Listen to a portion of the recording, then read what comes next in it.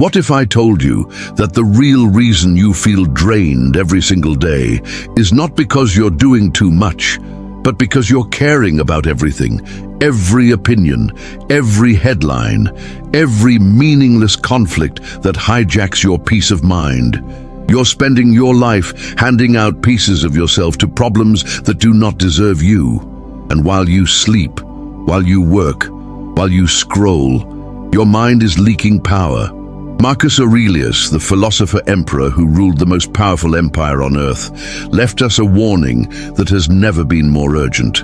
Marcus Aurelius said, "If you are distressed by anything external, the pain is not due to the thing itself, but to your estimate of it.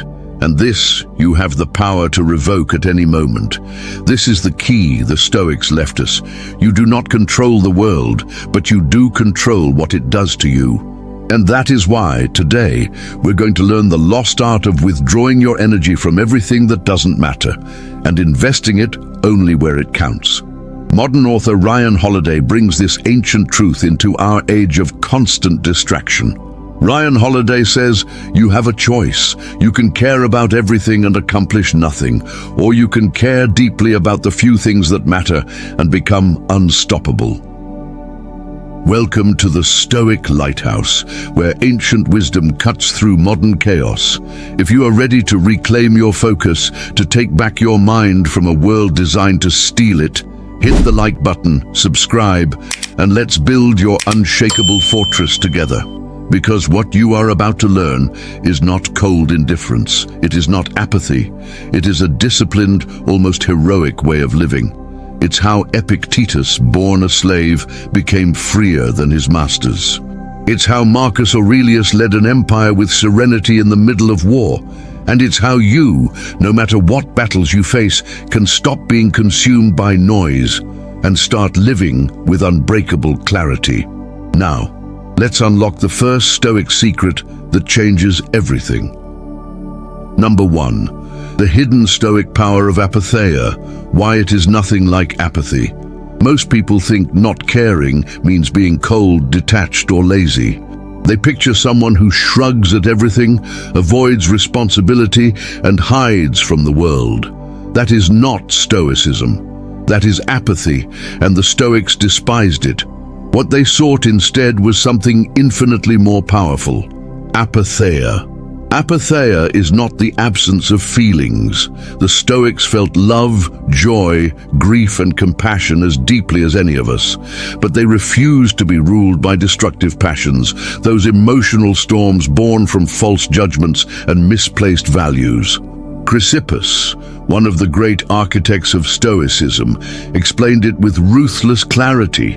Chrysippus said, "Passions are nothing but mistaken judgments about what is good and what is bad."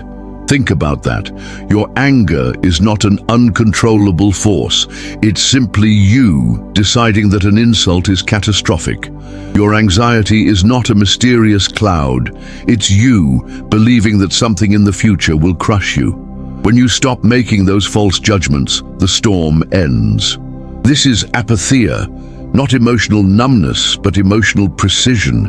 It's the ability to feel the right emotions for the right reasons, while being untouchable by the rest. Modern Stoic teacher Donald Robertson explains it this way. Donald Robertson says, "The Stoic sage does not lack emotions. He lacks destructive passions like fear and rage. What remains are healthy feelings, grounded in wisdom like joy and goodwill." In other words, apatheia is not about caring less. It is about caring better. It is the disciplined act of pulling your attention away from 1,000 worthless distractions and redirecting it toward the only things you truly command: your actions, your character, and your virtue.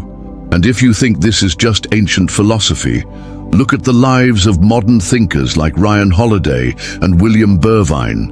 They have shown through books, lectures, and lived experience that apatheia is the ultimate antidote to our noisy, anxious world. Ryan Holiday reminds us, you can't control what happens. You can only control how you respond. That is where your freedom lives. When you understand apatheia, You stop being a puppet. You stop being dragged around by news headlines, rude comments, or the endless chase for approval. Instead, you stand in the center of the storm, unmoved, and from that place of calm, you gain something few people ever achieve: power over yourself. Now that we understand this shift, let's take it one step further. Because even if you master apatheia, there's still one enemy that can break you: the opinions of others. And for that, we need the wisdom of a former slave who became untouchable. Number 2, Epictetus's filter: becoming immune to insults and opinions. Every day, we hand strangers the keys to our peace of mind. One rude comment, one negative review, or one sarcastic remark can ruin an entire day. But why? Why do we give people, many of whom we don't even respect, the power to control how we feel? Epictetus, who spent the first years of his life as a slave, learned this truth the hard way. He was owned, beaten, and dismissed as less than human. Yet he discovered a freedom his masters could never touch. He built an unbreakable mental fortress by mastering one simple rule: never fight battles you cannot win. Epictetus taught his students a response that is as disarming as it is brilliant. Epictetus said, "If you hear that someone has spoken ill of you, do not defend yourself against the report. Simply reply, 'He must not know my other faults, or he would not have mentioned only these.'" This is not just clever, it's psychological warfare. First, it breaks the cycle of conflict. People expect anger, denial, or outrage. When you laugh instead, they lose all their power over you. Second, it applies the Stoic dichotomy of control perfectly. The opinions of others are outside your control. Your reaction is not. By refusing to defend yourself, you win the only battle that matters. Modern thinker Naval Ravikant, who blends ancient wisdom with startup logic, puts it this way. Naval Ravikant says, "If they're praising you today, they'll criticize you tomorrow. If they're criticizing you today, they'll praise you tomorrow. Opinions are weather. Build a house, not an umbrella." When you adopt Epictetus's filter, criticism becomes nothing more than noise. You stop treating every insult like a sword aimed at your heart. Instead, it's just a gust of wind. It passes, and you remain unmoved. And here's the real transformation. When you no longer crave approval or fear criticism, you become truly free. You stop being a prisoner of reputation, you stop performing for an audience, and you start living for your own judgment, the only one that counts. This is how Epictetus, a man born with nothing, became wealthier in spirit than kings. And this is how you can do the same. But there's one more trap that enslaves us every day, one that is far more dangerous than insults or opinions. It's the invisible thief that steals your life second by second. Number 3, the attention economy. Stop wasting the most valuable resource you have. Imagine waking up every morning with a bank account holding $86,400. There's only one rule: whatever you don't spend by midnight disappears forever. You would guard every single dollar, wouldn't you? You'd invest it wisely, refuse to waste it, and make every cent count. Now replace dollars with seconds. Every day you are given 86,400 of them. And yet, unlike money, you spend your time recklessly. You hand it away to pointless arguments online, endless scrolling, meaningless gossip, and worries about things you cannot control. Seneca, one of the sharpest minds of antiquity, warned us about this over 2,000 years ago. Seneca said, "It is not that we have a short time to live, but that we waste much of it. Your attention is the currency of your life. Every moment you spend furious at traffic, every hour lost in an online debate, every night ruined by imagined fears is an act of bankruptcy. You are funding chaos instead of building peace." Modern author Cal Newport, in his book Digital Minimalism, echoes this ancient truth for the age of smartphones. Cal Newport says, "Clarity about what matters provides clarity about what does not." This is why the Stoics saw attention as sacred. To Marcus Aurelius, protecting your focus was not just productivity, it was philosophy in action. When you master your attention, you stop living reactively. You stop being pulled apart by every notification, every headline, every emotional hook. You become the gatekeeper of your own mind. Here's a practical challenge. Perform an attention audit. For one day, write down every moment you feel distracted, anxious, or irritated. At the end of the day, ask yourself, did any of these things move me closer to the person I want to be? The answer will shock you when you see how much of your mental energy is being stolen by trivialities. You'll understand why the Stoics fought so hard to guard their minds. William Burvine, one of today's most respected Stoic writers, reinforces this discipline. William Burvine says, "Every yes you say to distraction is a no you say to your peace of mind." If you want to live like a Stoic, you must start treating your attention the way a warrior treats his weapon, as something too valuable to be wasted. And once you reclaim it, you will unlock the ultimate Stoic superpower, the ability to ignore all the noise and focus only on what truly matters. Number 4. The Stoic superpower. What happens when you ignore the noise? Picture an archer on the battlefield. Arrows are flying, chaos is everywhere, and fear is in the air. Yet his eyes never leave the target. He does not care about the noise, the shouting, or even the possibility of defeat. He draws his bow, breathes, and releases. That is focus. That is power. When you stop caring about everything that doesn't matter, you become that archer. You reclaim all the energy you once wasted on trivial arguments, imagined fears, and other people's opinions. And then you aim it at one single target, what truly matters. Marcus Aurelius mastered this. He ruled an empire under constant pressure, wars at the borders, political betrayals in the Senate, and the grief of losing his own children. Yet, through all of it, he remained calm. Why? Because he had trained himself to ignore the noise. Marcus Aurelius said, "If you seek tranquility, do less. Or rather, do what is essential. Stop doing the unnecessary." This is not minimalism, it's mental combat. Every time you remove something meaningless from your focus, you strengthen your mind's defenses. You stop reacting to every insult, every distraction, every fleeting fear.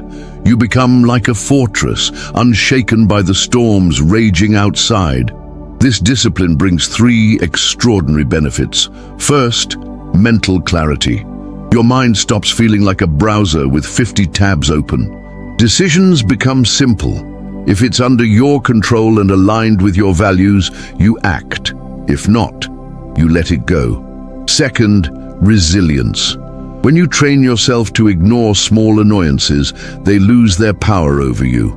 You stop being thrown off course by every inconvenience.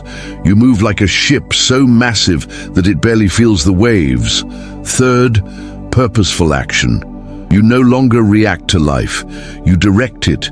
You begin to live with intention, guided not by fear or anger, but by reason and virtue. Tim Ferriss, who has used Stoicism to transform how he lives and works, calls this the ultimate freedom. Tim Ferriss says, "Define your fears instead of your goals, and you'll see that most of what scares you doesn't matter at all." By letting go of what doesn't matter, you free yourself to act boldly on what does. This is how the Stoics built their inner strength, and it is how you can become unstoppable. Now that we've uncovered this Stoic superpower, we can finally answer the most important question: how do you live this way every single day? You have just unlocked one of the most misunderstood powers in human history. The Stoic art of not caring is not cold indifference, it is disciplined mastery. You've learned from Chrysippus that destructive emotions are only false judgments. You've learned from Epictetus how to become immune to insults. You've seen with Seneca that time is your most precious currency. And from Marcus Aurelius, you've discovered the strength that comes from focusing only on what is essential. But here's the truth the Stoics wanted you to see. This is not about caring less. It is about caring so fiercely for the things that matter, your character, your peace, your purpose, that you refuse to waste a single drop of your energy on the meaningless. Modern thinker Viktor Frankl, who faced horrors few of us can imagine, revealed the same timeless truth. Viktor Frankl said, "Between stimulus and response, there is a space. In that space is our power to choose our response. In our response lies our growth and our freedom. That space is where your power lives, and starting today, you can choose. You can choose to stop being dragged by noise and start building the unshakable calm that made the Stoics legends." Now I want to hear from you. What is the one thing in your life that you will stop caring about today? Share it in the comments below, because your breakthrough might be the spark that helps someone else. And if this video gave you clarity, hit like, share it with someone who is drowning in things they cannot control, and subscribe to the Stoic Lighthouse so we can keep building this fortress of wisdom together. In our next video, we will explore one of the most fascinating moments in history, the day Marcus Aurelius faced betrayal and responded in a way that no one expected. What he did that day contains a lesson that could transform how you deal with pain, trust, and forgiveness in your own life. Never forget this. Peace is not the absence of problems. Peace is the power to remain unshaken in the middle of them. See you in the next video.